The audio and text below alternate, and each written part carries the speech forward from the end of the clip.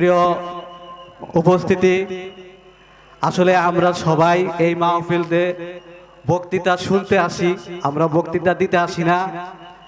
আমি আপনাদেরকে ছোট্ট একটি কথা বলবো, আমি না বল খুবই অল্প সময় নিব।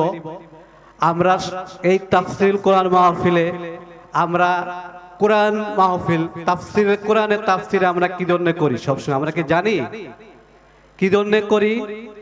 আমরা জানি প্রত্যেক নবী রাসূলগণের এক একটা মুজিজা থাকে, মানে নবী রাসূলগণদের জন্য আল্লাহর পক্ষ থেকে এক একটা অতি আশ্চর্যজনক জিনিস দিয়ে থাকে, যেগুলা মানুষের দ্বারা সম্ভব না, মুজিজা। তো আমাদের নবী করিম সাল্লাল্লাহু আলাইহি সাল্লামের প্রতি অনেকগুলো মুজিজা ছিল, তারই মধ্যে একটা মুজিজা হলো আল কোরআন, যেটা চলমান আমাদের, যেটা যে মুজিজা কোনোদিন শেষ হবে না। প্রত্যেক নবী রাসূলের মুজিজা একটা নির্দিষ্ট সময় পরে শেষ হয়ে গেছে, কিন্তু এই আল্লাহর যে আমাদের নবী করিমের প্রতি যে মুজিজা দিয়েছে এটা শেষ হবে না।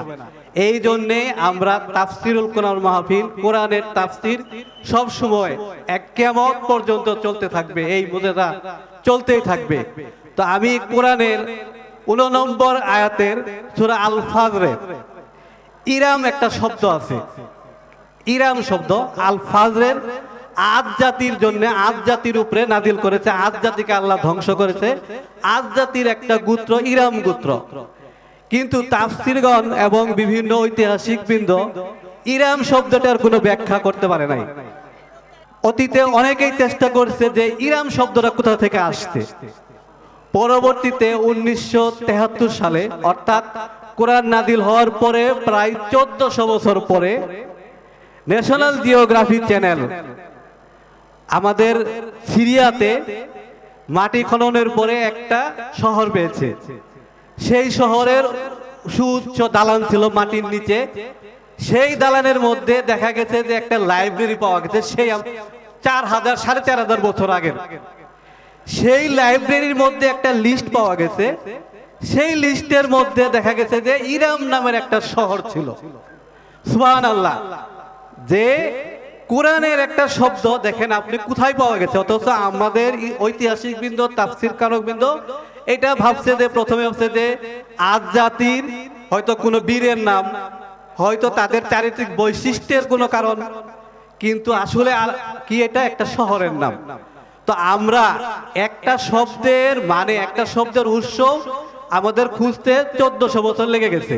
তো এইরকম কোরআনে হয়তো আরো অনেক অনেক আয়াত আছে, যেমন সূরা আর রহমানের 33 নম্বর আয়াতে আছে, দেখা যাচ্ছে যে আমরা যে ভূমণ্ডল পরিভ্রমণ করি, এইখানে ভূমণ্ডলে যেতে এবং বাহির চলে আসতে অনেক শক্তির প্রয়োজন।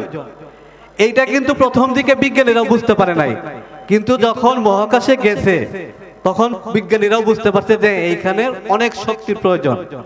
তো এইগুলা কোরআনে আমরা আস্তে আস্তে বিভিন্নভাবে বিজ্ঞানে কিছু আবিষ্কৃত হবে, আমাদের তাফসীর হবে, আমরা বুঝতে পারবো। তো আমরা এই জন্যে আমরা চাই যে তাফসীরুল কোরআন মাহফিল আমরা মনোযোগ দিয়ে শুনবো, কোরআনের আমরা চর্চা করব, মানে আমরা কোরআন আবৃত্তি করব, আমরা কোরআন মানব, কোরআন বুঝবো। তাহলে আমাদের এই যে তাফসীর মাহফিলে আমরা আসি, এইখান থেকে আল্লাহ যেন আমাদেরকে কিছু নিয়ে যাওয়ার তৌফিক দান করে।